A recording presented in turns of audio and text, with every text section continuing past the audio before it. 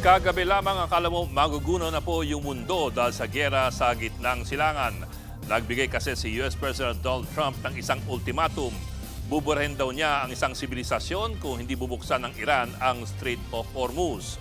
Ayon kay Trump, bobombahin niya ang lahat ng mga tulay, mga power plants, pati ang desalination plants ng Iran at sari-sari pang mga civilian infrastructure.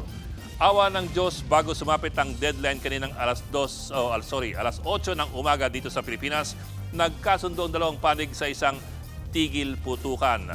Makikipagpulong ang panig ng US at Iran sa Biyernes para mag-usap at sana naman para magkasundo. Siyempre, marami po ang natuwa at nagalak sa biglaang ceasefire, bagamat mas marami ang nagulat. Bakit?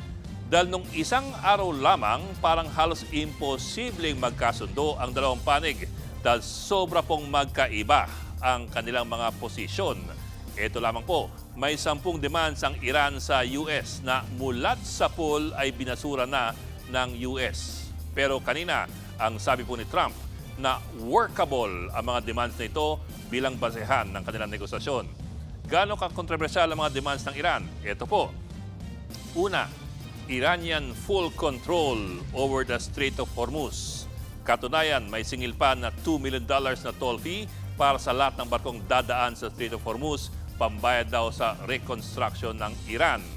Ito pa, complete withdrawal of all US military forces sa buong gitnang silangan.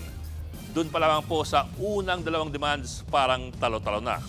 Ang lifting ng lahat ng sanctions laban sa Iran at ang pag-release ng mga frozen assets ng nasabing bansa. At ito pa ang kontrobersyal.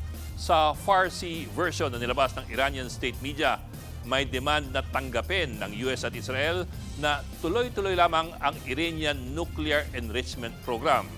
Ito po ang nakakapagtaka. Ang demand na yan, nandun po nakalista sa Farsi or Iranian language version na nilabas ng Iranian state media. Pero wala po ito sa English version na nilabas naman ng UN. Tandaan, ang lahat po ng mga demands na ito, matagal na pong binasura ng US. Pero ngayon, sa hindi po malinaw na dahilan, mukhang payag ang US na pag-usapan ang mga demands na ito. Kaya't ito po tayo ngayon. Bagamat marami ang natutuwa na nagkasundo sa isang ceasefire, ang mas malaking tanong, may tunay bang posibilidad ng isang permanenteng kasunduan o babalik lamang ba sila sa patuloy na bakbakan? Mga kapatid, Ed Lingaw po, maging maalam at may pakialam sa mga napapanahong balita sa ating bansa. Para sa mas malilimang pagtalakay at paghimay sa mga issue at headlines, mag-follow at mag-subscribe sa social media pages ng News 5.